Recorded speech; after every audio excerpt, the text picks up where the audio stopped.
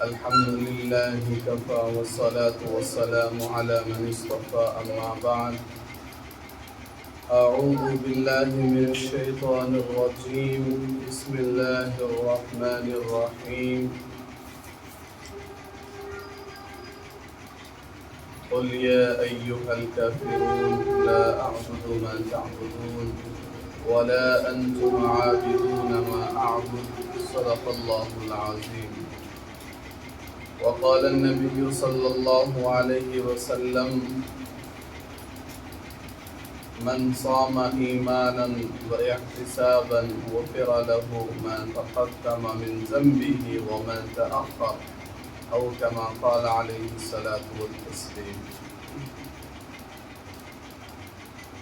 محترم مکرم پردہ نشین معزز مائیں اور بہنیں، ہم تمام واقف ہیں کہ ماہ مقدس کا مہینہ ہے، رمضان کا مہینہ ہے، جس میں حق تعالی شانہ اپنے بندوں کو معاف کرنے، جہنم سے خلاصی اور چھٹکارے کا بہانہ ڈھونڈتے ہیں۔ اسی لیے حق تعالی شانہ نے اس ماہ مقدس میں 3 اہم عشروں کو رکھا ہے۔ پہلا عشرہ اللہ کی رحمت کا ہے، دوسرا عشرہ مغفرت کا ہے، اور تیسرا عشرہ حق تعالی شانہ جہنمیوں کو جہنم سے خلاصی اور چھٹکارا مرحمت فرماتے ہیں۔ یہ 3 عشرے ماہ مقدس اور رمضان کا بابرکت مہینہ ویسے بھی بہت مقدس مہینہ ہے۔ اس کا تعلق اور اس کی فضیلت بابرکت ہونے کی وجہ بھی یہ ہے کہ حق تعالی شانہ نے اسی ماہ مبارک میں 17 رمضان یا بعض اور روایتوں میں بات آتی ہے کہ قرآن مجید کا جو نزول ہوا ہے وہ ماہ مقدس میں رمضان کے مہینے میں ہوا ہے، اور یہی وجہ ہے کہ قرآن کا رشتہ رمضان سے بڑا گہرا ہے۔ اسی لیے ہمارے اکابرین کی تاریخ اٹھا کر کے دیکھیے، حضرت عثمان غنی رضی اللہ تعالی عنہ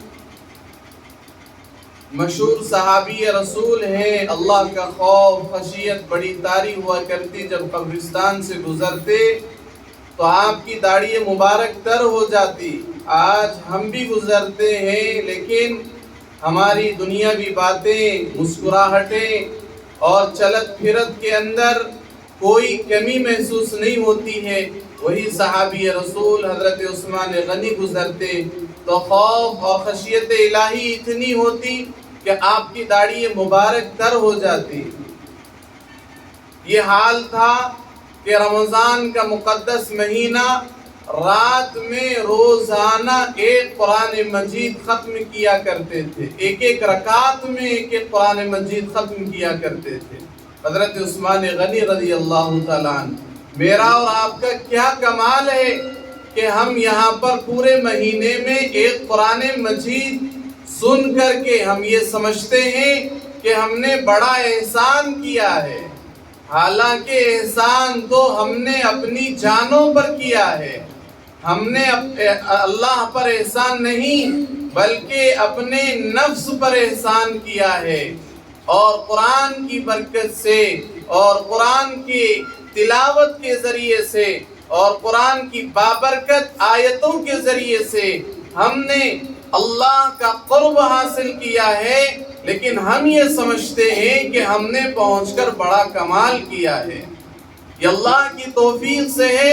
میری مائیں اور بہنیں، وہی صحابہ کرام کی جماعت ہے، وہ روزانہ صحابی رسول ہیں، ایک رکعت میں ایک قرآن مجید مکمل کیا کرتے تھے۔ اور بھی بہت اللہ والے، بڑے بڑے اللہ والے قدیم زمانے میں جو دن میں ایک قرآن مجید، رات میں ایک قرآن مجید ختم کیا کرتے تھے۔ ان میں تو بہت سارے ایسے بھی ہیں ہماری مائیں اور بہنیں وہ ختم قرآن کے موقع پر پہنچ کر اللہ پر احسان کرتی ہیں کہ ہم ختم قرآن کے موقع پر پہنچ گئے تو ایسا گویا کہ پورا ماہ مقدس اور پورے مہینے کی جو تلاوت ہوئی ہے وہ ساری تلاوت کا حق ہم نے ادا کر دیا۔ اور وہ حق کیسے ادا کر دیا؟ صرف دعا میں شامل ہو گئے۔ عزیز مائیں اور بہنیں، دعا میں شامل ہونے کی فضیلت الگ ہے، لیکن مکمل قرآن مجید کا سننا اور قرآن مجید کے حقوق جب قیامت کے دن نفسا نفسی کا عالم ہوگا، میدان محشر میں بیٹی ماں سے جدا ہوگی اور بیٹا باپ سے بھاگے گا اور باپ بیٹے سے جدا ہوگا، نفسا نفسی کا عالم ہوگا، اس وقت کوئی سفارشی اور شفاعتی ہوگا تو صرف اور صرف قرآن ہوگا اور قرآن کی آیتیں اور قرآن کی سورتیں ہوگی۔ کہیں یاسین، سورہ ملک اور دیگر سورتیں اللہ کے بندوں کی سفارشیں اور شفاعتیں کریں گے۔ اس وقت اگر ہم وہاں پر ہوں گے اور ہم نے قرآن کے حقوق کو ادا نہیں کیا اور ہم نے قرآن کو نہیں جانا، قرآن کی فضیلتوں کو نہیں سمجھا اور لوگوں کی باتوں میں آ گئے، لوگوں کے بہکاوے میں آ گئے، لوگوں کی باتیں اور لوگوں کے اکسانے میں آ گئے اور دلوں کے اور نفس کی کاہلی اور لاپرواہی میں آ کر کے اپنے گھروں میں بیٹھ کر کے ہم نے یہ سوچ لیا کہ میں گھر کے اندر بیٹھ جاؤں گی اور گھر کے اندر ویسے بھی روزانہ 2 پارے تلاوت کروں گی، مجھے سماعت قرآن میں پہنچنے کی کیا ضرورت ہے؟ موبائل میرے پاس موجود ہے نا، میں یوٹیوب کے ذریعے سے علماء کرام کی تفسیریں سن لوں گی۔ یہ ہمارا وہم و گمان اگر رہے گا، بتائیے آپ قرآن کے حقوق کو ہم علماء سے براہ راست اگر نہیں جانیں گے، سینہ بسینہ جو علوم حاصل ہوتے ہیں قرآنی علوم وہ آن لائن نہیں حاصل کیے جا سکتے، اور ویسے بھی فی زماننا اتنے مسائل اور اتنے فتنے عروج پر ہیں کہ ہم جن کا اندازہ نہیں لگا سکتے کہ کون حق اور درست بات کرتا ہے۔ وہ قرآن ہی کی بات کرتے ہیں لیکن وہ بڑے بڑے فرقے اور فتنے ہیں۔ ہمارے اندر کیا اتنی لیاقت آ چکی ہے، ہماری بہنوں کے اندر کیا اتنی صلاحیت آ چکی ہے کہ وہ ماں کی پیٹ سے کون حق بات کہتا ہے، کیا سچ کہتا ہے، قرآن کی آیتوں ہی کے تعلق سے کہتا ہے لیکن غلط کہتا ہے، اس کا موقف غلط ہے، وہ جمہور سے ہٹتا ہے، صحابہ کرام کی تفسیر سے ہٹتا ہے، رسول اللہ کی منشا سے ہٹ کر کے اپنے ذہن و دماغ کے جو کیڑے ہیں اور عقل و دماغ سے جو بہتر سمجھتا ہے وہ کہتا ہے، وہ یوٹیوب سے حاصل کرتے ہیں، تو ہم گمراہ ہو جائیں گے، سب میں پہلے گمراہ ہو جائیں گے۔ اس لیے کہ ہم علماء سے براہ راست یہ قرآنی علوم کو براہ راست سینہ بسینہ حاصل کیا جاتا ہے۔ میری مائیں بہنیں، میں یہ عرض کر رہا تھا کہ ہمارے ذہن و دماغ میں ہماری کاہلی و لاپرواہی یہاں تک بڑھ چکی ہے کہ ہم گھر کے باہر نکل کر جہاں پر ید اللہ علی الجماع، اللہ کی مدد اور اللہ کا ہاتھ کسی پر ہے، اللہ کے نبی فرماتے ہیں کہ ایک جماعت گزر رہی ہے تو جماعت کے ساتھ ہو جاؤ، اس لیے کہ جس طریقے سے جو بکری ریوڑ سے جدا ہو جاتی ہے، الگ ہو جاتی ہے، اس کو بھیڑیا اچک لیتا ہے اور اس کو نقصان پہنچاتا ہے، ایسے ہی امت کی وہ بیٹیاں، امت کے وہ لوگ جو جماعت سے الگ ہو جائیں گے، انفرادی چلیں گے، شیطان ان کو اچک لے گا، ان کے ایمان پر ڈاکہ ڈالے گا، ان کا ایمان خطرے میں پڑ جائے گا، انہیں اس بات کا احساس نہیں ہے۔ ہم کو جماعت کے ساتھ ہونا چاہیے، اس لیے کہ جماعت کے ساتھ اللہ کی نصرتیں، اللہ کی مددیں، اور ویسے بھی یہاں پر قرآن کی تعلیم، قرآن کی فضیلت، قرآن کی اہمیت، اس کی معنی اور مطالب کو بیان کیا جا رہا ہے، اور ہمارا سننا اور ہمارا یہاں پر وقت دینا، خدا کی قسم ہماری ساری عبادتوں میں، ہماری ساری نفلی عبادتوں میں یہ قرآن کریم کی تلاوت اور قرآن کے معنی کو سیکھنا سمجھنا یہ ساری عبادتوں پر بھاری پڑ جائے گا، لیکن ہمیں اس بات کا احساس نہیں ہے۔ ہم یہ چاہتی ہیں کہ ہم گھر بیٹھے سب حاصل کر لیں. لوگ کہتے ہیں فلاں باتیں جیسا کہ مولانا نے ابھی واضح کیا، مظہر الحق صاحب نے بتایا کہ دو طرفہ ہمارے سامنے دونوں وضاحتیں ہونی چاہیے، اس کے بعد فیصلہ ہمیں کرنا چاہیے. اور یہ کسی مولانا کا بتایا ہوا یہ کیا کہیں گے فارمولا نہیں ہے، بلکہ آقا مدنی علیہ السلام کا طور طریقہ ہے، آپ کا یہ بتایا ہوا اور یہ آپ کا طریقہ ہے کہ جب تک دونوں معاملے آپ کے پاس نہیں آتے آپ دونوں معاملوں کے درمیان میں الجھتے نہیں اور فیصلہ نہیں فرماتے. جبکہ اللہ کے نبی سے بڑھ کر کسی کو علم نہیں تھا، کوئی نہیں جانتا. اللہ کے نبی علیہ السلام سے بڑھ کر کوئی عالم نہیں، اور کوئی اللہ کے نبی سے بڑھ کر کوئی نبی نہیں. اس لیے کہ اللہ تبارک و تعالیٰ نے خود قرآن مجید کے اندر فرمایا ہے کہ ایک بعض انبیاء علیہ السلام کے مقام و مرتبے کو بعض پر فوقیت اور فضیلت عطا فرمائی ہے. تلک الرسول فضلنا بعضهم على بعض، کہ بعض کو بعض پر، بعض رسولوں پر فوقیت اور فضیلت حق تعالی شانہ نے دی ہے. اور کہا گیا ہے سید الانبیاء، سرور کونین، اور جنہوں نے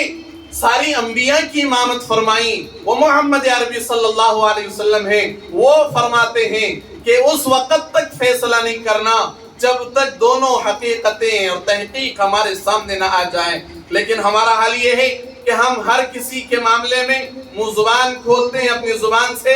باتیں کرتے ہیں. میری مائیں اور بہنیں، یہ کوئی بھی کسی قسم کا معاملہ ہو، فلاں مرد یہ کہتے ہیں، فلاں شخص یہ کہتا ہے، فلاں کے معاملے میں یہ کہتا ہے. ارے ہر دور میں اللہ کے نبی علیہ السلام کے دور میں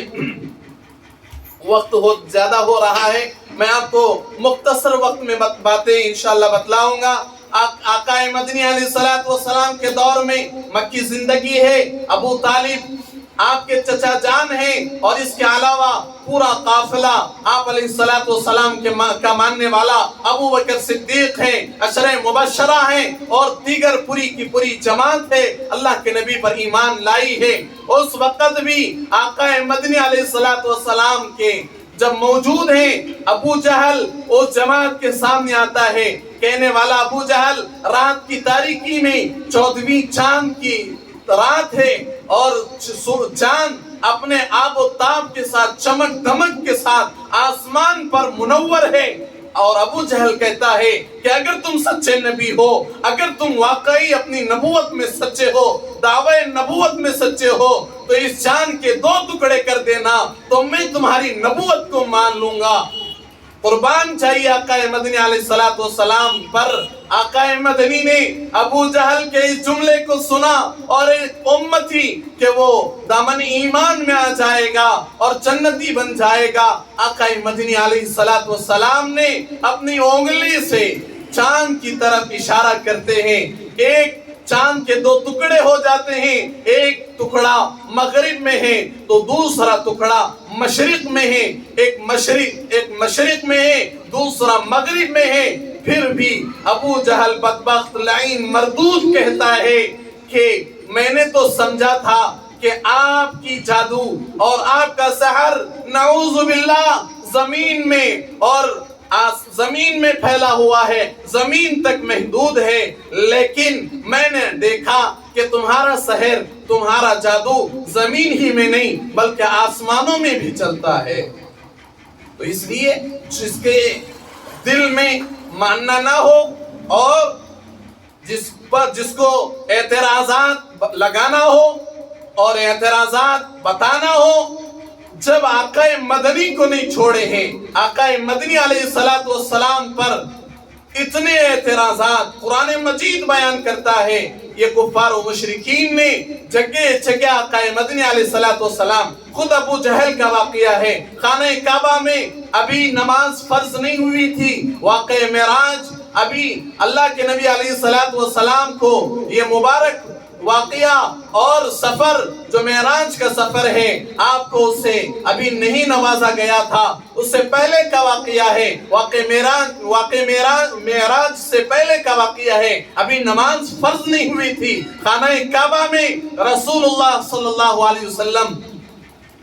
کا معمول تھا کہ صبح 2 رکعت نماز نفل نماز یا اس وقت جو نماز فرض تھی وہ نماز خانہ کعبہ میں آقا مدنی علیہ السلام پڑھا کرتے تھے۔ ابو جہل نے سوچا کہ ایک دن میں آؤں اور آ کر کے رسول اللہ صلی اللہ علیہ وسلم جب سجدے میں ہو تو سجدے میں جب رہیں گے تو میں بڑا بھاری پتھر اٹھا کر کے آپ کے سر پر ڈال دوں گا اور کام تمام ہو جائے گا۔ ابو جہل بدبخت لعین نے کوئی کوشش اور کوئی زندگی کے اندر ایسی کوشش نہیں، ہر وہ کوشش کی کہ جس کے ذریعے سے آقا مدنی کی زندگی مجروح ہو، آپ بدنام ہو۔ اسی لیے کسی نے کہا ہے، بہت خوب کہا ہے، بہت دشمنوں نے بدی ان میں ڈھونڈی، بہت دشمنوں نے بدی ان میں ڈھونڈی، پر بہت دشمنوں نے بدی ان میں ڈھونڈی، پر بڑی کوششوں پر بھی پائی نہ کوئی۔ یعنی بہت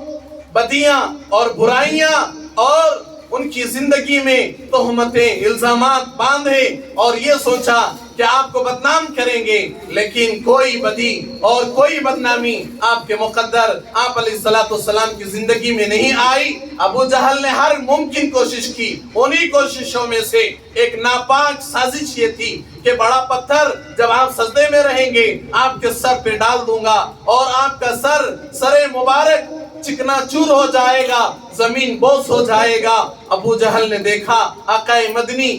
سجدے میں ہے، خانہ کعبہ کے سامنے ہے۔ ابو جہل آتا ہے، بڑا پتھر اٹھاتا ہے، اٹھا کر کے آقا مدنی علیہ السلام کے قریب ہوتا ہے، سوچتا ہے کہ پتھر آپ کے سر پہ ڈال دو، لیکن ایک ایسا اونٹ اس کے سامنے ابھرتا ہے، آتا ہے کہ جس کی گردن بہت لمبی ہوتی ہے، جس کی گردن بہت لمبی ہوتی ہے۔ ابو جہل ہکا بکا ہو جاتا ہے اور وہ پتھر اس کے ہاتھ سے نیچے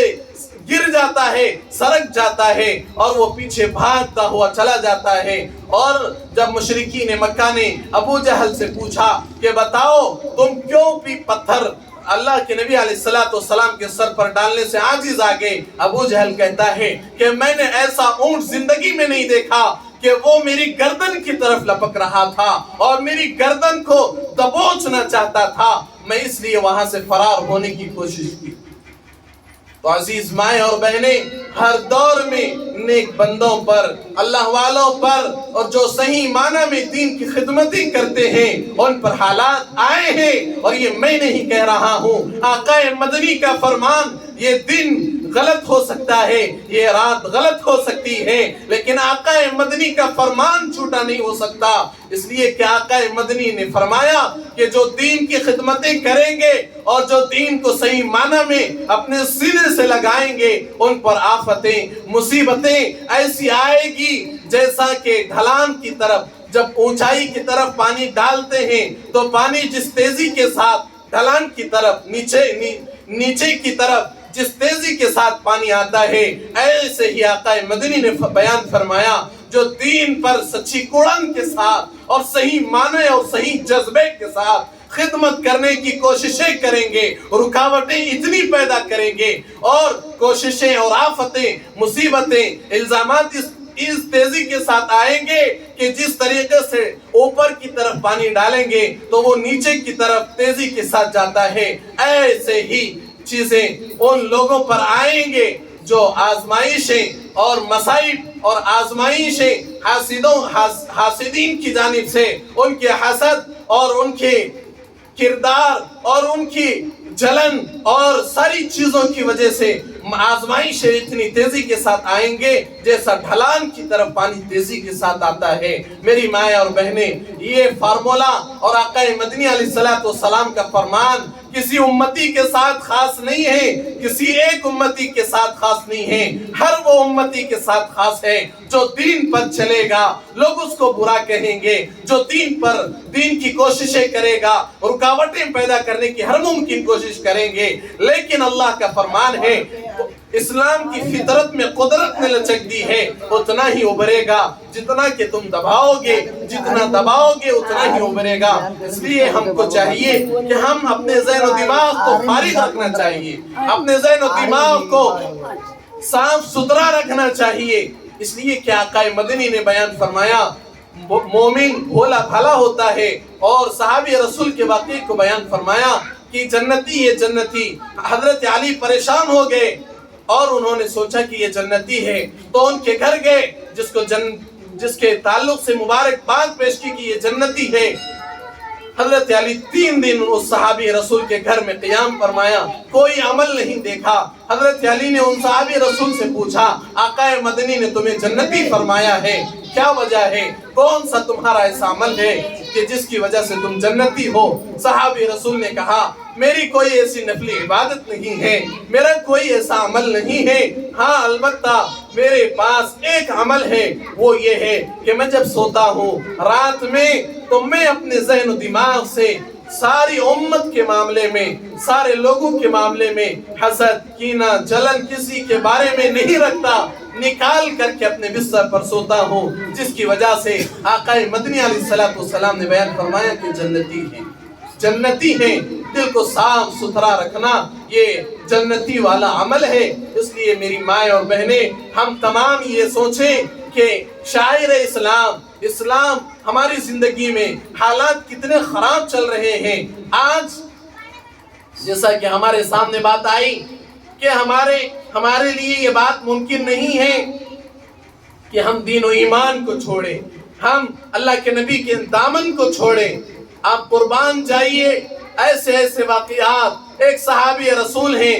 جن کا نام میرے ذہن میں نہیں آ رہا ہے، صحابی رسول ہیں، ان کو قید کیا گیا اور ایک بند کمرے میں میری مائیں اور بہنیں کس طریقے سے صحابہ کرام پر آزمائشیں آئی ہیں، کس طریقے سے آزمایا گیا ہے اور وہ اپنی آزمائشوں میں کیسے مکمل نکلے ہیں۔ صحابی رسول ہیں، ان کو بند کمرے میں بند کیا گیا اور 3 دن تک ان کو بھوکا رکھا گیا۔ اس کے بعد خنزیر کا گوشت بھنا ہوا، تلا ہوا ان کے سامنے پیش کیا گیا اور ایسی لڑکیوں کے ہاتھوں میں دے کر کے پیش کیا گیا۔ یہ واقعات تاریخ میں لکھے گئے ہیں، لیکن صحابی رسول نے دیکھا کہ وہ صحابی رسول کے پاس ایک لڑکی اور ایک خاتون جو پوری وحشت کے ساتھ اور پوری ایسی کشش اس کے اندر، اس لڑکی کے اندر موجود ہے کہ پورا جسم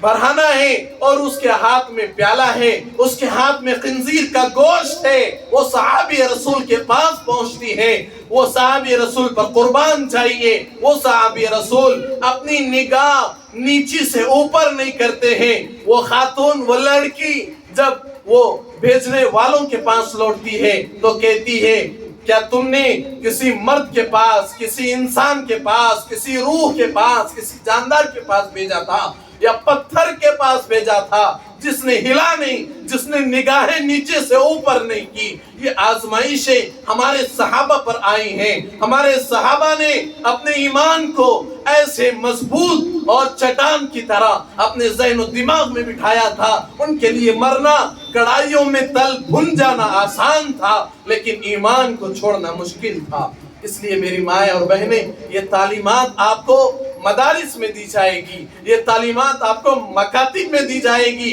اسلام کی اہمیت کو، اس کی حقانیت کو، قرآن کی فضیلت کو مدارس کے اندر بیان کیا جائے گا، مکاتب کے اندر بیان کیا جائے گا۔ اس لیے اپنی بیٹیوں کو، اپنے بچوں کو مدارس سے جڑے رہنا اور مدارس سے جوڑ کر کے رکھنا ان حالات میں نہایت ہی سخت ضرورت ہے۔ عزیز مائیں اور بہنیں، ہمارے سامنے یہ بات ہونی چاہیے کہ ملک مہاراشٹرا کے اندر اور دیگر جگہ سے واقعات ہمارے بڑوں نے ہمارے سامنے رکھا ہے کہ 2-2 لاکھ، 12-12 لاکھ लोग हमारी बेटियां हमारी बेटियां कौम की बेटियां इस्लाम से हाथ धोती हुई नजर आ रही हैं। वजह ये है कि हमने दीन और ईमान की कदर नहीं की, कुरान की कदर नहीं की, जिसकी वजह से वो ईमान से हाथ धो रही है। जबकि गैर मुस्लिम और बहुत सारे ममालिक के अंदर कहीं 2000 कहीं 5000 सालाना लोग ईमान में दाखिल होते हैं, लेकिन हमारे मुल्क के भारत का रिजल्ट ये है कि हमने कुरान की नाकदरी की, हमने मदारिस की नाकदरी की, हमने कुरान की नाकदरी की, दीनो ईमान की नाकदरी की और दीन खुदाम की नाकदरी की, जिसकी वजह से हमारे मुल्क का रिजल्ट ये है कि हमारी बेटियां वो इस्लाम से हाथ धोती हुई नजर आ रही हैं। तो इसके लिए मेरी माएँ और बहनें, हम तमाम को इन हालात में मदारिस से जुड़ना और अपनी बच्चियों को कुरान से जोड़ना निहायत ही ज़रूरी है, अहम और बहुत ज़रूरी है कि हम अपनी बच्चियों को सही तालीम और तरबियत दिलाएं, सही तालीम और तरबियत दिलाएं। इल्म के साथ सही तालीम, सही तरबियत ये ज़रूरी और अहम है। सिर्फ कुरान पढ़ा देना, हमारे माशरे के अंदर ये एक वबा फैल चुकी है, खुसूसन हमारी बेटियों के ताल्लुक से हमारी माएँ ये सोचती है कि मेरी बेटी किसी तरीके से कुरान को मुकम्मल कर डाले, चाहे वो उस्ताद के सामने बैठकर उंगली फेर ले और कुरान मुकम्मल हो जाए तो बस काफी है। उसे कुरान पढ़ना आए या ना आए, कुरान की तजवीद उसे आए या ना आए, कुरान के कवाइद उसे आए या ना आए, इससे कोई मतलब नहीं। हाँ, सिर्फ मतलब ये है कि कुरान खत्म हो जाए। क्यों? इसलिए कि अच्छा धोखा दिया जा सके और झूठ कहा जा सके, रिश्ते का मौका हो तो कहाँ जाए कि माशाल्लाह बच्ची पूरा कुरान पढ़ी हुई है, कुरान पढ़ी हुई है, मकतब को गई, पूरा कुरान सीखी हुई है। अरे ये झूठ और ये धोखे से क्या काम चलेगा? अरे कुरान तो मैं कहता हूँ कि कुरान मजीद अगर हम सही ढंग से और सही तरीके से कवाइद की रोशनी में अगर पढ़ लेंगे, 2 पारे पढ़ लेंगे, इंशाल्लाह पूरा कुरान आ जाएगा। लेकिन हमारे माशरे के अंदर ये जो वबा और बीमारी फैली हुई है कि हमारी बच्ची कुरान पढ़ ले, जल्दी जल्दी कुरान की तालीमात मुकम्मल हो जाए, कुरान की कवाइद कहीं चले जाएं और कुरान के हुकूक किधर चले जाएं, मैदान महशर में आकाए में सारी उम्मत परेशान। और जहां तक अंबिया भी नफ्सा नफ्सी करेंगे, नफ्सी नफ्सी हर कोई कहेगा, नफ्सी नफ्सी हर एक परेशान होगा, लेकिन उस वक़्त जो शफाअती होगा, सिफारिशी होगा, वो कुरान होगा। लेकिन अजीज माए और बहने, हमने कुरान को आप ये सोचिए कि हम कल क़यामत के दिन अल्लाह के सामने क्या जवाब देंगे, क्या कहेंगे जब बारे इलाहा फरमाएंगे, कहेंगे कि तुमने रोटी बनाना सीख लिया, तुमने चूल्हा सिलगाना सीख लिया, तुमने कपड़े धोना सीख लिया, तुमने घरों की सफाई सुथरी कर लेना, सफाई कर लेना सीख लिया, हर काम को सीख लिया, लेकिन अगर नहीं सीखा है तो मेरे कुरान की मानी को नहीं सीखा है, अगर नहीं सीखा है कुरान के कवाइद को नहीं सीखा है, अगर नहीं सीखा है कुरान की तजवीद को नहीं सीखा है, उनके हुरूफ को नहीं सीखा है। तुम्हारे पास दुनिया का हर फन सीखने के लिए वक्त था, लेकिन अगर वक्त नहीं था कुरान के मानी सीखने के लिए, तफसीर में पहुंचने के लिए तुम्हारे पास वक्त नहीं था, तुम्हारे पास वक्त सोने के लिए था, तुम्हारे पास वक्त हर काम को अंजाम देने के लिए था। कल क़यामत के दिन अगर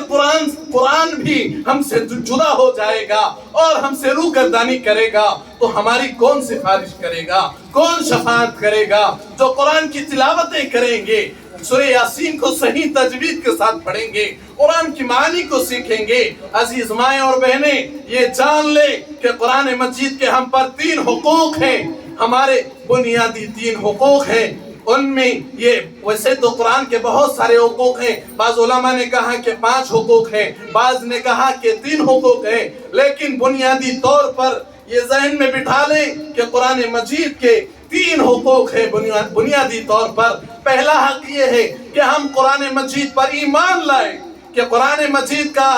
हर हक, कुरान की हर आयत ہر صورت سچی ہے، اس کا ایک ایک حرف سچا ہے، اس کا زیر و زبر سچا ہے، اس کی ہر آیت سچی ہے، اس بات پر ایمان لائیں۔ اور دوسرا یہ حق ہے کہ ہم قرآن مجید کو تجوید کے ساتھ پڑھنے والے ہو جائے، قرآن مجید کو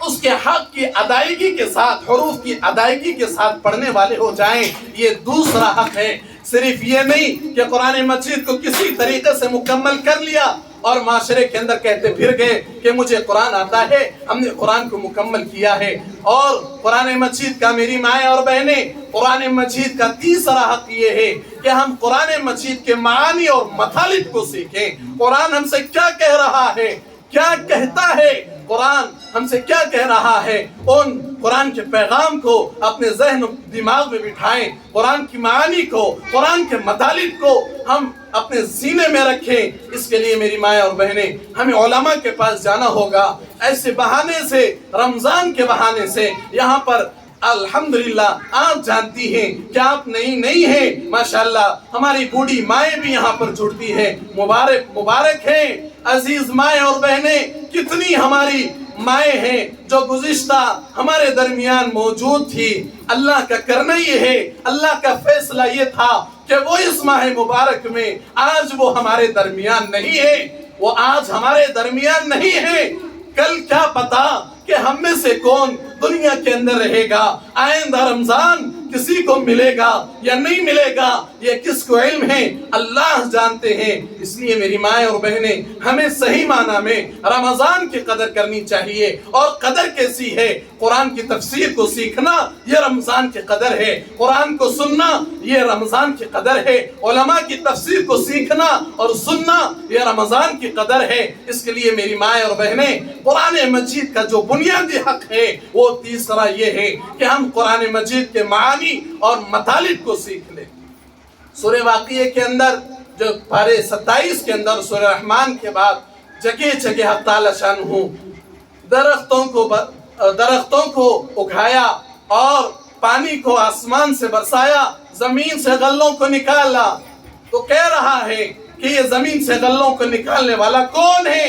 آسمان سے پانی کو برسانے والا کون سی طاقت اور کون سی قدرت ہے جو آسمان سے پانی کو نازل کرتا ہے؟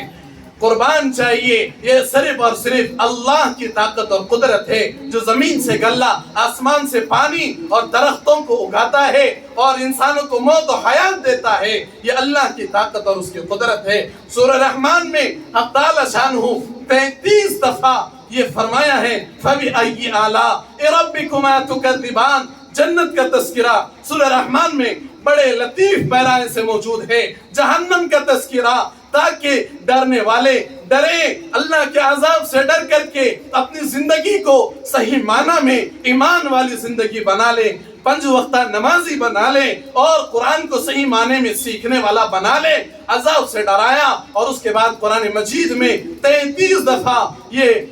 فرمایا فَبِأَيِّ آلَاءِ رَبِّكُمَا تُكَذِّبَانِ کہ اے میرے بندے، تو کتنی میری نعمتوں کو جھٹلاتا ہے۔ میں نے تجھے بینائی دی، میں نے تجھے طاقت دی، میں نے تجھے ہاتھ دیا اور پیر دیا، تو کتنی میری نعمتوں کو جھٹلاتا ہے۔ میں نے طاقت دی، قدرت دی، آنکھ دی، بصارت دی اور دیکھنے کی صلاحیت دی اور بہت سارے انعامات دیے، بہت ساری نعمتیں دی، کھانے پینے کے اندر اور بھی والدین کی نعمت اور بہت ساری نعمتیں دی، لیکن تو نے ہر نعمت کو جھٹلایا اور اللہ کی ہر نعمت کو جھٹلا کر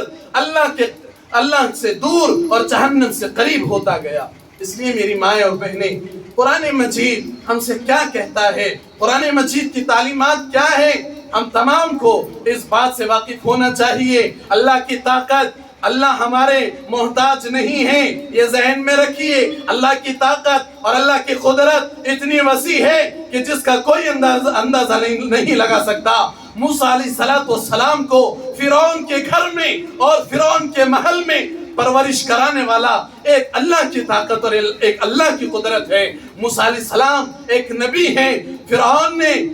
1 سال کے سارے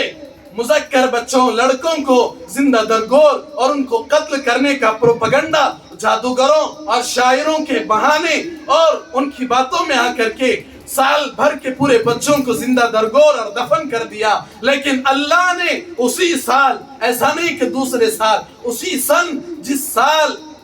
बच्चों को मारा जा रहा था और जमीन में दफन कर दिया जा रहा था, अल्लाह तबारक व तआला ने हजरत मूसा अलैहिस्सलाम को पैदा किया और खुद फिरौन के घर में, आसिया के गोद में अल्लाह तबारक व तआला ने मूसा को परवरिश दिला करके बतलाया है। ये अल्लाह की ताकत है, ये अल्लाह का निजाम है। अल्लाह के सामने हर एक को घुटने टेकना है। कोई ताकत, कोई कुदरत अल्लाह से बढ़ करके नहीं है मेरी माएँ और बहनें। इसलिए हम तमाम को रमज़ान सही गुजारना चाहिए, कुरान की मानीम को सीखना चाहिए और हमारे बच्चों को हमको कुरान से जुड़ना चाहिए, मकातिब से जुड़ना चाहिए, मदारिस से जोड़ना चाहिए। अपने बच्चों को अगर हम सिर्फ स्कूलों से जोड़ेंगे, मेरी माएँ और बहनें ये सुन लीजिए और अच्छी तरह जहन में बिठा लीजिए, किसी स्कूल में, किसी कॉलेज में ये तालीम नहीं दी जाती है कि इस्लाम की अहमियत क्या है, कुरान की फजीलत क्या है, वालिदैन का मकाम और मर्तबा क्या है। ये कोई स्कूल में नहीं बतलाया जाता है, वहाँ पर तो तालीम दी जाती है और अगर मैं कहूँ तो वहाँ पर शैतानियत सिखलाई जाती है, वहाँ पर शैतानियत को फरोग दिया जाता है, वहाँ पर शैतानी वाले अमाल को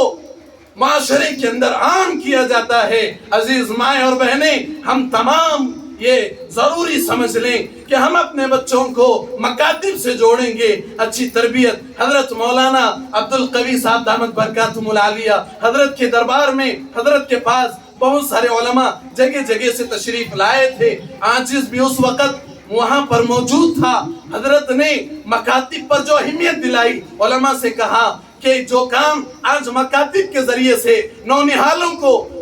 बनाया जाता है, निखारा जाता है, उनके सर पे दुपट्टा अगर रखना है तो उनको मकतब को भेजिए। अगर उनके सर, उनकी इज्जत को, उनकी आबरू को बचाना है, हमारी बेटियों की आबरू को, उनके ईमान को सलामत रखना है तो मकातिब से जुड़िए, मदारिस से जुड़िए। हजरत वाला ने कहा कि आज मकातिब में सब में ज्यादा तालीम से ज्यादा तरबियत पर जोर देने की जरूरत है, बच्चों की ज़हन साजी पर तवज्जो देने की जरूरत है। अल्हम्दुलिल्लाह मदरसे सुफ़ान और निसा लिल बनात का ये पैगाम और ये मिशन, हमें फख्र होता है इस बात पर कि हजरत ने तवज्जो दिलाई और हम उस मिशन में अल्हम्दुलिल्लाह मुकम्मल, अल्लाह के फजल व करम से, हमारी कोई बड़ाई नहीं, अल्लाह की तौफीक से अल्हम्दुलिल्लाह 100% बच्चों की तालीम के साथ तरबियत पर और उनकी ज़हन साजी पर पूरी तवज्जो मौजूद है। इसलिए मेरी माएँ और बहनें, बहुत सारी बातें हैं जो हमारे ज़हन में होना चाहिए और हम तमाम को अपनी बच्चियों को मदरसा भेजेंगे, इर्तिदाद से अपने बच्चों को बचाएंगे, इर्तिदाद से बचाएंगे, इस्लाम से हाथ धोने से अपने बच्चों को बचाएंगे। आज बताइए कितने नहीं ऐसे वाक़यात हैं वो सिर्फ और सिर्फ दीन से दूरी के हैं कि हमारी बेटियां गैर महरम के हवाले होती है, गैर महरम के साथ फरार होती है। वजह यह है कि हमने कुरान की तालीमात को, कुरान की रोशनी को अपने सीने में नहीं बसाया है, जिसकी वजह से दुनिया हमारे दिलों में घर कर गई है और दुनिया की अहमियत हमारे दिलों में पहुंच गई, जिसकी वजह से हम दीन और ईमान क्या है और उसकी अहमियत क्या है इसको समझ नहीं रहे। इसलिए मेरी माएँ और बहनें, कुरान मजीद जगह जगह, मैंने खुतबे के अंदर सूरह काफिरून की आयत शरीफा पढ़ी जिसके अंदर मुशरिकीन मक्का ने आकाए मदनी अलैहिस्सलाम में पहुंचकर ये अर्ज कर रहे हैं कि अल्लाह के नबी, हम तुम पर ईमान ले आएंगे, लेकिन एक शर्त है, वो ये है कि हम 6 महीने तुम्हारे खुदा की इबादत करेंगे और 6 महीने आपको हमारी बुतों की परस्तिश करना होगा, पूजा करना होगा। आकाए मदनी अलैहिस्सलाम के सामने कुफार और मुशरिकीन ने ये शर्त रखी। अल्लाह तबारक व तआला ने सूरह काफिरून को नाजिल फरमाया और कहा, क़ुल या अय्युहल काफिरून, ऐ नबी आप कह दीजिए उन काफिरों से जो ये कहते हैं कि 6 महीने खुदा की इबादत की जाएगी और 6 महीने अल्लाह के मुशरिकीन और अल्लाह के साथ जो शिर्क ठहराते हैं بتوں کی پوجا اور پرستش کی جائے گی۔ قرآن مجید کہتا ہے، اللہ کا فرمان نازل ہوا، قل یا ایھا الکافرون، اے نبی آپ کہہ دیجئے کہ اللہ ہی کی عبادت ہوگی، مشرکین کی عبادت کسی طور پر منظور نہیں ہوگی۔ قل یا ایھا الکافرون لا اعبد ما تعبدون، میں جس کی عبادت کروں گا اسی کی عبادت تم بھی کرو گے۔ وَلَا أَنَا عَابِدٌ مَّا عَبَدتُّمْ، اور میں اس کی ہرگز عبادت اور پرستش نہیں کروں گا جس کی تم پرستش اور عبادت کرتے ہو۔ قرآن مجید کا حق پیغام اور سچا پیغام نازل ہوا۔ مشرکین نے جن کے حق میں ہدایت تھی ان کو ہدایت مل گئی، اور جن کے حق میں ضلالت تھی اور وہ ذلیل اور گمراہ ہو گئے۔ قرآن مجید نے اسی پارے کے اندر جو ابھی آپ کے سامنے تلاوت کی گئی آدھا پارہ سورہ فیل کے اندر اللہ کی طاقت اور قدرت کو بتلایا ہے۔ اگر ہم آج چاہتے ہیں، آج دشمن یہ چاہتا ہے کہ مدارس کا نام ختم ہو جائے، مکاتب کا نام و نشان مٹ جائے، دینی خدام کا نام و نشان مٹ جائے، خدا کی قسم یہ کبھی نہیں ہونے والا ہے۔ قرآن مجید میں حق تعالی شانہ نے سورہ فیل کے اندر بتلا دیا، خانہ کعبہ کی حفاظت ایک خدا کرنے والا ایک خدا کی ذات ہے۔ خانہ کعبہ میں ابراہیم نامی شخص جو عیسائی ہے، وہ خانہ کعبہ کو ڈھانے کے لیے اپنے ملک سے نکل کر مکہ المکرمہ کے قریب پہنچتا ہے۔ ہاتھیوں والا لشکر ہاتھیوں پر سوار ہو کر خانہ کعبہ کے قریب آتا ہے۔ اس منظر کو حق تعالی شانہ نے قرآن مجید کے اندر کھینچا ہے، کہتا ہے أَلَمْ تَرَ كَيْفَ فَعَلَ رَبُّكَ بِأَصْحَابِ الْفِيلِ، کیا آپ بھول گئے؟ ذرا دیکھیے ان لوگوں کی طرف جو اصحاب فیل ہیں، ان کا کیا انجام ہوا جو خانہ کعبہ کو ڈھانے کے لیے نکلے تھے۔ حق تعالی شانہ نے ابابیل نامی پرندوں کے ذریعے سے ابرہہ کے سارے لشکر کو چکنا چور کر ڈالا اور یہ بتلا دیا کہ اللہ کی طاقت، اللہ کی قدرت وہ حق ہے اور اس پر کوئی غلبہ نہیں پا سکتا۔ اللہ ہی کی طاقت ہے جو ساری طاقتوں پر غلبہ پاتی ہے، اور ساری طاقتوں پر غلبہ پانے والی اللہ کی طاقت ہے۔ اس لیے میری مائیں اور بہنیں، ہم اپنے اللہ کی طاقت اور قدرت اور یہ دشمن کے ورغلانے میں نہ آئیں، بلکہ ہم اپنے دین و ایمان میں مضبوطی کے ساتھ قائم رہیں۔ ہم اپنی جان دے سکتے ہیں لیکن خدا کی قسم اپنے ایمان کو نہیں کھو سکتے۔ ہم اپنے بچوں کو قربان کر سکتے ہیں، اس لیے قربان کریں گے کہ ہم دین و ایمان اور قرآن کی حقانیت کے لیے اپنے بچوں کو قربان کریں گے خدا کی قسم، لیکن اپنے ایمان کو اپنے سینے سے جانے نہیں دیں گے۔ یہ ہم تمام کو تہیہ کرنا ہوگا، اور اس کے نتیجے میں اگر ہم ابھی فیصلہ کر لیں کہ ہم دین کے معاون بنیں گے تو اللہ کی قدرت اور اس کے طاقت پر ایمان لانے والوں میں شامل ہوں گے۔ اگر ہم دین کی حفاظت نہیں کریں گے، مدارس کی اہمیت کو نہیں جانیں گے، تو ہم ابرہہ کے لشکروں میں سے اور اس کے افراد میں سے اور اس کے جنگیوں میں سے ایک فرد ہم کھڑے ہوں گے۔ ہم ابرہہ کے لشکر میں سے جو خانہ کعبہ کو ڈھانے کے لیے نکلا تھا، اس لشکر میں سے ایک فرد بنیں گے اور اللہ کے پاس مجرم بنیں گے۔ اس لیے میری مائیں اور بہنیں، ہم تمام دین کے معاون بنیں، اس لیے کہ قرآن مجید کہتا ہے تعاونوا علی البر والتقوی ولا تعاونوا علی الاثم والعدوان، تم کو نیکی کے کاموں میں، تقوی و پرہیزگاری میں ایک دوسرے کا ساتھ دینا چاہیے، لوگوں کی باتوں میں نہیں آنا چاہیے، لوگوں کے ورغلانے میں نہیں آنا چاہیے، بلکہ قرآن کی حقانیت کو سمجھ کر، قرآن کی تعلیمات کو سمجھ کر اور حق کا پیغام اپنے سینے میں اپنے آپ کو بٹھانا ہوگا۔ کسی نے کہا ہے مسائل کیسے بھی ہو تا قیامت رہ نہیں سکتے، مسائل کیسے بھی ہو تا قیامت رہ نہیں سکتے، ظالم ظلم کی بن کر علامت رہ نہیں سکتے، وہ جن کا عزم ہے کہ چین سے جینے نہیں دیں گے، وہ جن کا عزم ہے کہ چین سے جینے نہیں دیں گے، وہ جان لے کہ خود بھی سلامت رہ نہیں سکتے۔ اس لیے میری مائیں اور بہنیں، یہ بہت ساری باتیں تھیں میرے ذہن و دماغ میں جو اچانک آپ احباب کی توجہات کی برکت سے میرے ذہن و دماغ میں آئیں. اللہ تبارک و تعالیٰ سے دعا فرمائیں کہ اللہ تعالیٰ شانہ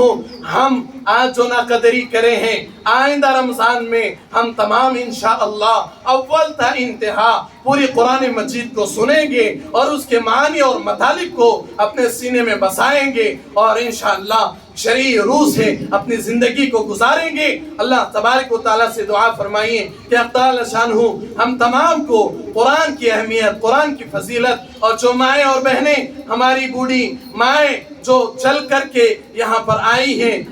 اللہ کے نبی نے فرمایا کہ جو شخص من خرج فی طلب العلم فہو فی سبیل اللہ، آپ قربان جائیے کہ صحابہ کرام صرف ایک حدیث کے ٹکڑے میں، ایک حدیث کے لیے کہ ایک جو ہے سند کم ہو جائے گی، ایک صحابی رسول فلاں ملک میں ہے اور ایک صحابی رسول دوسرے ملک میں ہے، لیکن سند میں ایک روایت، ایک راوی پڑھ رہے ہیں، اس راوی کو کم کرنے اور آقا مدنی علیہ السلام سے قول کو قریب کرنے کے لیے، روایت کو قریب کرنے کے لیے، راویوں کو کم کرنے کے لیے، حدیث صحیح ہے لیکن راویوں کو کم کرنے کے لیے ایک ملک سے دوسرے ملک کا سفر کیے ہیں. لیکن آج ہمارے لیے ایک گاؤں میں، ایک شہر میں، ایک محلے میں ہمیں قرآن کی تفسیر سننے کے لیے، قرآن کا پیغام سیکھنے کے لیے اور قرآن کی تعلیمات کو سیکھنے کے لیے ہمارا آنا ہمیں دشوار، یہ ہماری لاپرواہی، ہماری کاہلی ہے، ہماری سستی کی وجہ سے ہوا ہے. اللہ اس کو معاف فرمائے. اور جو ہماری مائیں بہنیں چل کر کے آئیں، سیڑھیوں کو چل کر کے اوپر گئیں، قربانی دی ہے، اللہ خدا کی قسم اس کا صلہ اور بدلہ اللہ ہی دیں گے کل قیامت کے دن، اور اس کا بدلہ اللہ کے علاوہ کوئی نہیں دے سکتا. ہمارا یہ چھوٹا سا عمل ماہ مبارک میں خدا کی قسم اگر ہماری نیت صحیح ہوگی، اللہ تبارک و تعالیٰ اس عمل کو نجات کا ذریعہ بنا دیں گے، نجات کا ذریعہ بنا دیں گے. اس کے لیے میری مائیں اور بہنیں ہم تمام یہ ذہن میں رکھیں کہ یہ ہمارے دین و ایمان کے قلعے ہیں اور ہم تمام اس کے پاسبان ہیں، ہم اس کی حفاظت کرنے والے محافظ ہیں، اور انشاءاللہ محافظ بن کر کے دنیا سے اٹھیں گے تو محافظ بن کر کے، پاسبان بن کر کے یہاں سے اٹھیں گے انشاءاللہ. تو اللہ کے پاس بھی بڑی قدر و منزلت ہے، اور اللہ تبارک و تعالیٰ ایسے لوگوں کا ٹھکانہ حق تعالیٰ شانہ جگہ جگہ فرماتا ہے. ان الذین آمنوا وعملوا الصالحات، وہ لوگ جو اللہ پر ایمان لائے اور نیک اعمال کیے، اولئک ہم خیر البریہ، ایسے لوگوں کا ٹھکانہ بریہ ہے، یعنی جنت ہے، جنت، ایسے لوگوں کا ٹھکانہ جنت ہے. اللہ تبارک و تعالی ہم تمام کو قرآنی معانی سمجھنے اور قرآنی تعلیمات کو سمجھ کر ان پر عمل کرنے کی توفیق عطا فرمائے. اور اللہ تعالی شانہ جو مائیں اور بہنیں اور یہاں پر جو پابندی کے ساتھ جنہوں نے قرآن سنایا، اللہ ان کے قرآن سنانے کو قبول فرمائے، اور جنہوں نے قرآن ان کے سمجھانے کو اور ہم تمام کے اندر صحیح نفع والا علم ہم تمام کو اللہ تبارک و تعالی نصیب عطا فرمائے، اور ہم تمام کو مدارس کی قدردان کی توفیق عطا فرمائے. اپنا جان کسی نے کہا ہے، اور بلکہ یہ قول ہمارے بڑوں کا ہے. علی میاں ندوی علیہ رحمہ فرماتے ہیں، بہت بڑے عالم دین ہیں جو ابھی کل بہت بڑے عالم دین حضرت مولانا رابع حسنی ندوی، صدر آل انڈیا مسلم پرسنل لا بورڈ، جو آج دنیا سے رخصت ہو گئے، جو دنیا سے چلے گئے، کل ان کے مامو جان مولانا ابو الحسن علی میاں ندوی فرماتے تھے کہ ہمارے ایمان والوں کو، اہل ایمان کو، مسلمانوں کو اگر وہ اس بات کا سودا کرنا پڑے کہ اپنے گھروں اور اپنی پراپرٹیوں کو بیچ کر مدارس کو قائم کرنے کی اگر ضرورت پڑے، یہ سودا آئے، تو ہم کو چاہیے کہ گھروں کو اور پراپرٹیوں کو بیچ کر مدارس کو قائم کریں. تعلیمات کو عام کرنا یہ سستا سودا ہے ہمارے لیے، یہ سودا سستا ہے اور یقیناً سستا ہے، اس لیے کہ اگر یہ رہیں گے تو یہاں سے فضائیں عام ہوگی، یہاں سے قرآن کی تعلیمات عام ہوگی، اور اس سے ہمارا ایمان سلامت رہے گا، ہمارا گھر، ہماری پراپرٹیاں دنیاوی سکون دیں گے، دنیاوی راحتیں دیں گے. خدا کی قسم یہ پراپرٹیاں اور یہ بنگلے ہمارے ایمان کو نہیں بچا سکتے ہیں. اسی لیے علی میاں ندوی رحمت اللہ علیہ نے کہا کہ اگر ہمیں اس بات کا سودا کرنا پڑے کہ اپنی پراپرٹیوں کو بیچ کر مدارس کو قائم کرنا پڑے تو مدارس کو قائم کریں گے، اس کی اہمیت کو جانیں گے۔ بس اللہ تبارک و تعالیٰ سے دعا ہے کہ اللہ تعالیٰ شانہ بہت ساری باتیں ہیں میری ماں اور بہنیں، یہ 1 گھنٹے کے اندر، آدھے گھنٹے کے اندر ساری باتوں کو آپ احباب کے سامنے نہیں رکھی جا سکتی۔ قرآن مجید ایک ایسا علم ہے، سورہ لہب اس کے اندر بیان کی گئی مشرکین نے اور کفار نے اور خود ابو لہب نے جو آپ کا چچا ہے، آپ علیہ السلام کا چچا ہے۔ سورہ لہب کا شان ورود اور شان نزول یہ ہے، آقا مدنی علیہ السلام کوہ صفا پر کھڑے ہو کر کے علل اعلان اللہ کے کلمے کو بلند کر رہے ہیں، توحید کو بلند کر رہے ہیں، لوگوں کو نام بنام پکار رہے ہیں، قولوا لا الہ الا اللہ تفلحوا، کامیاب ہو جاؤ۔ لیکن ابو لہب کہتا ہے تبا لک یا محمد لہذا جمعتنا، ابو لہب کہتا ہے نعوذ باللہ، اے محمد تو نے ہمیں یہاں پر اس لیے جمع کیا تھا، تو نے ہمیں یہاں پر اس لیے بلایا تھا کہ ایک اللہ کا پیغام دے اور ہمیں اپنے بتوں سے دور کر دے، تو ہلاک و برباد ہو نعوذ باللہ۔ تو اس کے بدلے میں اور اس کے کلام کے جواب میں اللہ تبارک و تعالیٰ نے سورہ لہب کو نازل کیا، تبت یدا ابی لہب و تب، اے بدبخت ابو لہب تو ہلاک اور تیرے ہاتھ ہلاک و برباد ہو جائیں اور تو زمین بوس ہو جائیں۔ قرآن مجید نے ابو لہب کی بربادی کو اور اس کی ہلاکت کو، جو دین پر حملہ کیا، رسول اللہ پر حملہ کیا، اور تو اللہ تبارک و تعالیٰ نے جب تک قرآن رہے گا تا قیامت ابو لہب کی بربادی کو اور اس کی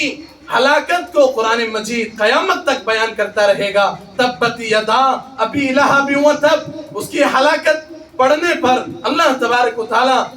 ہر حرف پر 10 نیکیاں لکھیں گے۔ ایک ایمان والے کے حق میں اتنا اجر و ثواب اللہ تبارک و تعالیٰ نے آقا مدنی علیہ السلام کے حق میں جواب دے کر کے امت کے اجر و انعام کو بڑھایا ہے۔ میری مائیں اور بہنیں، رمضان کے تعلق سے چند باتیں ہیں، میں باتیں کہہ کر کے رمضان کے تعلق سے یہ آخری اشرا چل رہا ہے، ہم یہ سوچتی ہیں کہ کھانے پکانے میں، تلنے بھننے میں اپنے وقت کو ضائع نہ کریں۔ میری مائیں اور بہنیں، شب قدر کی تلاش میں اپنے آپ کو لگائیں، تاخراتیں منائیں اور خوب عبادت کریں، اپنی زکوٰۃ فطرے نکالنے کی ہم خود فکر کریں کہ کل قیامت کے دن کہیں ایسا نہ ہو۔ آقا مدنی علیہ السلام معراج کے موقع پر سفر کیے تو دیکھا کہ زکوٰۃ کے جو مستحق ہیں، زکوٰۃ دینے والے صاحب نصاب ہیں، مالک نصاب ہیں، مالدار نہیں، صاحب نصاب۔ آج ہمارے معاشرے کے اندر یہ برائی عام ہو چکی ہے کہ مالدار پر زکوٰۃ ہے۔ نہیں، مالدار پر زکوٰۃ نہیں، مالدار پر تو ہے ہی، لیکن صاحب نصاب پر زکوٰۃ ہے، صاحب نصاب۔ اور صاحب نصاب کسی کے پاس فی زمانہ 35,000 روپے چاندی کے ساتھ، سونے کے ساتھ اگر 35,000 روپے رقم بینک بیلنس اگر موجود ہے، اس پر زکوٰۃ واجب ہے، اس پر زکوٰۃ فرض ہے۔ اس لیے ہم کو جواب دینا ہے، اس لیے ہم تمام صدقہ فطر ہے، زکوٰۃ ہے، نماز پنجگانہ ہے اور حج و عمرے کی سکت اگر ہم رکھتے ہیں تو حج عمرے کا سفر کرنا ہے اور ایمان کو مضبوطی کے ساتھ بنانا ہے، یہ ہمارے اعمال ہیں۔ اللہ تبارک و تعالیٰ ہم تمام کو اس ماہ مقدس میں اور آخر عشرے میں جہنم سے ہم تمام کی خلاصی مرحمت فرمائے، جہنم سے ہم تمام کو چھٹکارا نصیب عطا فرمائے، اور اس آخر عشرے میں اللہ تعالیٰ شانہ ہم تمام کو قرآن کی تلاوت کو بڑھانے کی توفیق عطا فرمائے اور شب قدر کی تلاش کی توفیق عطا فرمائے اور خوب قرآن کی تلاوت کرنے کی توفیق عطا فرمائے۔ ہمارے اکابرین نے رمضان کو صحیح معنی میں گزارا ہے تو ہم تمام کو اس کے مطابق رمضان گزارنا ہے۔ اللہ تعالیٰ جو باتیں کہی گئی ہیں ان باتوں پر ہم تمام کو صحیح معنی میں اتر کر اکابرین کے رمضان کے مطابق رمضان کو گزارنے کی توفیق عطا فرمائے۔ آمین وآخر دعوانا ان الحمد للہ رب العالمین۔